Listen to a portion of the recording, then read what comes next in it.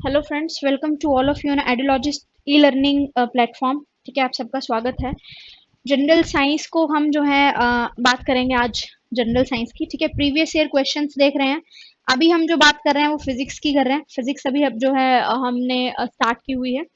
Then जो है हम केमिस्ट्री की बात करेंगे और फिर जो है हम अपनी बायोलॉजी के ऊपर जाएंगे। ठीक है, एमसीक्यूज के माध्यम से, एमसीक्यूज की फॉर्म में जो है हम डिस्कस कर रहे हैं जनरल साइंस को। तो चलिए स्टार्ट करते हैं। आपके लिए इन्फॉर्मेशन है, आप जो है खुद को, आप जानते ही हैं, आप खुद को जो है अपनी हमारी वेबसाइट पर एनरोल कर सकते हैं www.edulogistelearning.com।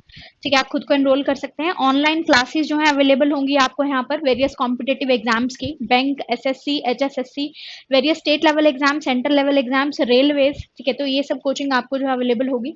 अगर फोर्सेज की बात करें तो फोर्सेज की क्लासेस भी हैं, वो भी आपको अवेलेबल होंगी यहाँ पर हमारी वेबसाइट पर। NDA, CDS, air forces, army, navy, ठीक है, ये जो क्लासेस हैं वो भी आपको अवेलेबल होंगी। डेली क्विज जो है वो अपलोड करी जाएगी। लाइव टेस्ट का ऑप्शन यहाँ पर रहेगा, लाइव टेस्ट आपको देखने को मिलेगा। ठीक है, डेली एग्जाम शूटर्स होंगे। ठीक है, डेली एग्जाम शूटर्स होंगे जिसके माध्यम से आप जो है अपने आप को असेस कर सकते हैं, अपनी तैयारी को और बूस्ट कर सकते हैं।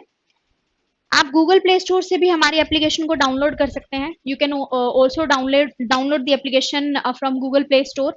जब आप गूगल प्ले स्टोर पर एडुलॉजिस्ट ई लर्निंग जो है उसको टाइप करेंगे, देखिए नंबर 4 पर ये जो आपको एप्लीकेशन दिख रही है, दिस इज आवर एप्लीकेशन। ये जो है हमारी मोबाइल एप्लीकेशन है। इसको जो है, इसको भी आप डाउनलोड कर सकते हैं और जो फीचर्स जो है वो आप उसको असेस आराम से कर सकते हैं, क्लासेस को अवेल कर सकते हैं। जनरल स्टडी का एक और इन्फॉर्मेशन है आपके लिए। जनरल स्टडी के 2 सब्जेक्ट का एक स्पेशल बैच जो है वो तैयार किया गया है, that is of geography and science. Geography और साइंस का ये बैच है, ये जो है तैयार किया गया है। 499 में है अभी मात्र ये। वैसे जो है ये 1000 का है, 1000 का है, लेकिन अगर आप इसको अभी खरीदते हैं तो सिर्फ ये 499 का है। ठीक है, आप इसको बाय कर सकते हैं। ज्योग्राफी की अगर बात करें, इंडियन ज्योग्राफी और वर्ल्ड ज्योग्राफी डिस्कस होगी। साइंस की बात करें तो फिजिक्स, केमिस्ट्री एंड बायोलॉजी। ठीक है, वो जो है तीन जो हमारी ब्रांच है साइंस की, वो तीनों की तीनों जो है डिस्कस होंगी। एमसीक्यूज की फॉर्म में जो है हमारा ये बैच चलेगा। टोटल लगभग 9000 से लेकर 10,000 प्लस एमसीक्यूज जो हैं वो इसमें इस बैच के अंदर डिस्कस किए जाएंगे। ठीक है, तो आई थिंक सफिशिएंट है, हर एक कॉन्सेप्ट को जो है कवर करने की कोशिश की गई है और बिल्कुल कवर भी हुआ है। इन एमसीक्यूज के थ्रू हम कवर करेंगे उनको, तो काफी इंपॉर्टेंट रहेगा। तो आप जो है खुद को एनरोल कर सकते हैं इस बैच के लिए। That is just in 499 rupees, सिर्फ 499 में है। चलिए स्टार्ट करते हैं हम अपने आज के बैच को। That is, it is difficult to walk on the ice. बहुत मुश्किल है आइस पर चलना। It is very difficult to walk on the ice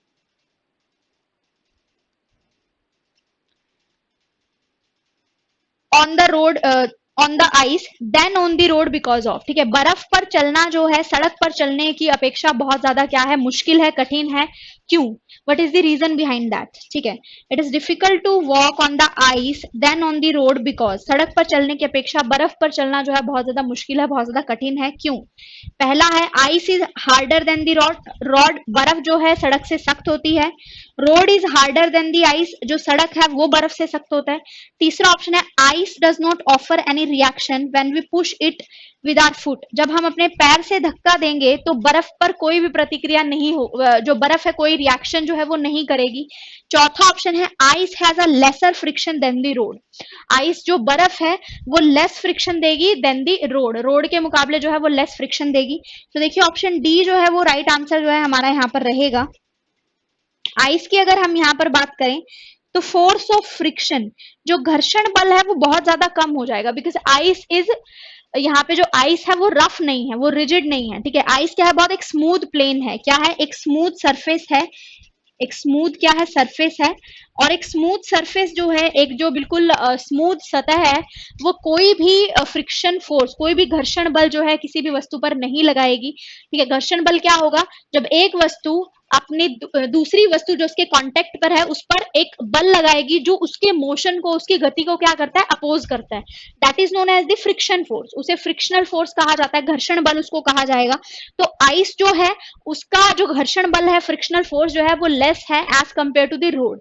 अब हम रोड पर जो है इजिली चल सकते हैं, राइट, बिकॉज क्योंकि रोड जो है वो क्या है, रफ सरफेस है, ठीक है, खुरदरा जिसको हम बोल सकते हैं वो सरफेस है जो क्या करता है, फोर्स ऑफ फ्रिक्शन को एक्सर्ट करता है, ठीक है। घर्षण बल जो है वो हमारे ऊपर लगाएगा, उस ऑब्जेक्ट के ऊपर लगाएगा, उस वस्तु के ऊपर लगाएगा जो उसके कांटेक्ट में होगी। सो यहां से जो हमारा आंसर रहेगा वो रहेगा option D.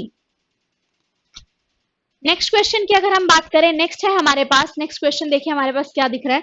Consider the following statement and conclusion which can be drawn from it. ठीक है, स्टेटमेंट और कंक्लूजन है आपको, तो हमारे पास स्टेटमेंट गिवन है और हमें कंक्लूजन ड्रॉ करना है उससे। तो यहाँ पे क्या है, choose the correct conclusion, correct निष्कर्ष जो है उस पर विचार कीजिए और उसको चूज कीजिए। स्टेटमेंट क्या गिवन है, चलिए देखते हैं।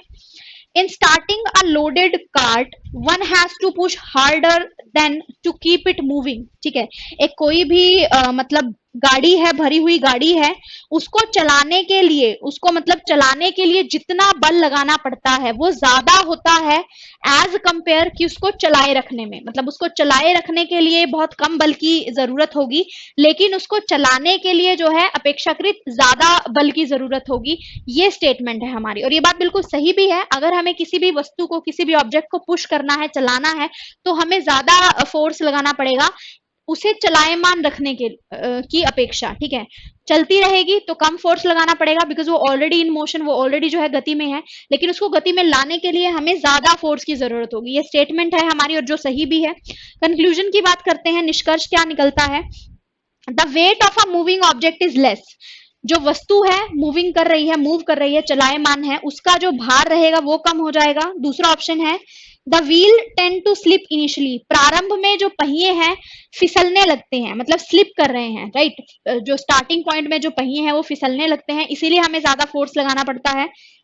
There is less friction once the cart start moving. एक बार गाड़ी चल पड़ने के बाद घर्षण बल कम हो जाता है।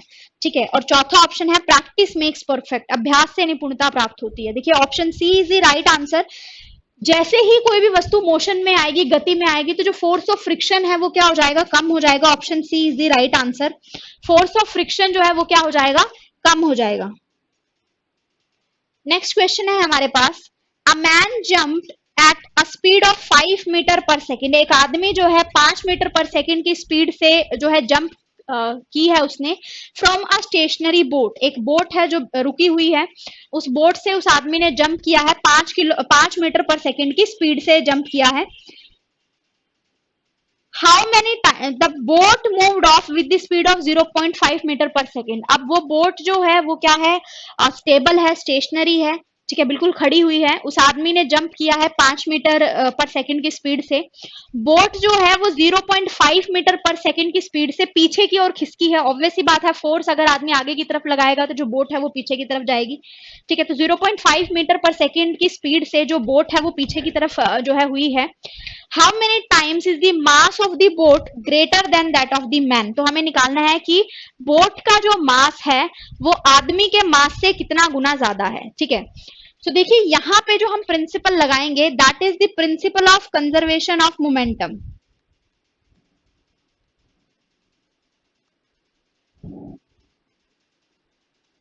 Conservation of momentum, conservation of momentum क्या कहता है कि कोई दो ऑब्जेक्ट हैं, उन दोनों में जितना मोमेंटम है वो उनके टकराने से पहले भी उतना ही रहेगा, और अगर उन दोनों को टकराया जाए, ए और बी सपोज कोई बॉल है, उन दोनों को अगर आपस में टकराया जाए, टकराव उनका किया जाए, कोलिजन उनका किया जाए, वो कोलाइड हो जाए या कनेक्ट हो जाए आपस में, तब जो उनका मोमेंटम रहेगा वो भी सेम रहेगा जो उनका पहले रहेगा।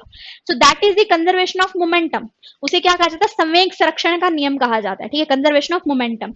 अब देखिए पहले जब इनिशियली अगर बात करें, बोट और आदमी दोनों जो है एक ही जगह पर थे, तो उनका मोमेंटम 0 था क्योंकि बोट जो थी वो स्टेशनरी थी। ठीक है, तो यहाँ पे एक तरफ वाला जो मोमेंटम, बिफोर वाला जो मोमेंटम है, पहले वाला जो मोमेंटम रहेगा वो सेम रहेगा, 0 रहेगा वो, क्योंकि कुछ भी जो है मोशन में नहीं था, स्टेशनरी था।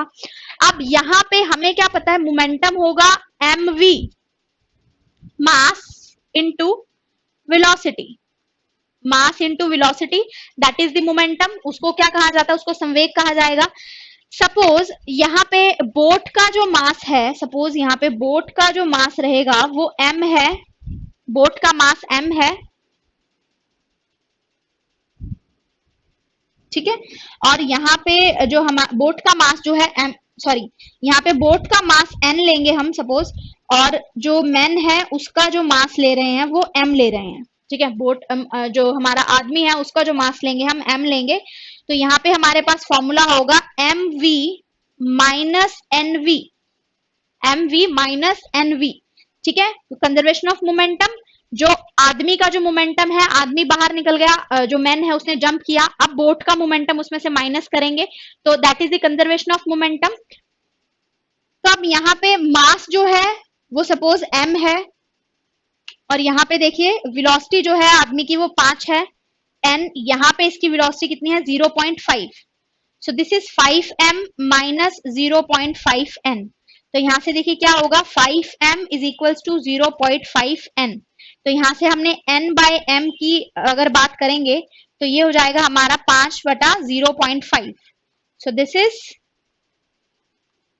10 टाइम्स, ठीक है, 10 गुना। तो option D is the right answer. Option D जो है हमारा राइट आंसर रहेगा कि एक मनुष्य जो है नाव से 5 मीटर प्रति सेकंड की चाल से कूदा है, एक मनुष्य है 5 मीटर प्रति सेकंड की चाल से किसी नाव से कूदा है। नाव जो है वो स्थिर थी, स्टेशनरी थी। अब नाव जो है 0.5 प्रति सेकंड की चाल से पीछे की ओर खिसकी है, तो हमने क्या निकालना था, नाव का द्रव्यमान, mass of the boat, boat का जो मास है वो कितने गुना ज्यादा है किससे, आदमी के मास से, ठीक है। तो वो कितना ज्यादा है, 10 गुना ज्यादा है। ऑप्शन डी जो है हमारा यहाँ पे राइट आंसर होगा। नेक्स्ट जो क्वेश्चन है, नेक्स्ट है हमारे पास, a truck, a car and a motorcycle have equal kinetic energy, ठीक है। एक हमारे पास ट्रक है, एक कार है, और एक जो है क्या है, मोटरसाइकिल है। वो क्या कह रहा है कि काइनेटिक एनर्जी, जो गतिज ऊर्जा है वो दोनों में क्या है, बराबर है। अब यहाँ पर बात क्या हो रही है, if equal stopping force are applied, अगर इक्वल स्टॉपिंग फोर्स जो है वो अप्लाई हो, ठीक है, मतलब फोर्स हमने अप्लाई की है, वो फोर्स क्या है, इक्वल है, then they stop after travelling a distance of X Y Z respectively, ठीक है। तो ट्रक जो है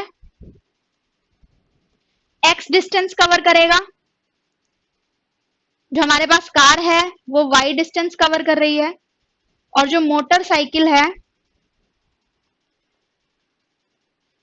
वो z डिस्टेंस को कवर करेगी आफ्टर अप्लाइंग अ फोर्स, ठीक है। अब हमने जो है काइनेटिक एनर्जी बराबर है दोनों की, तीनों की,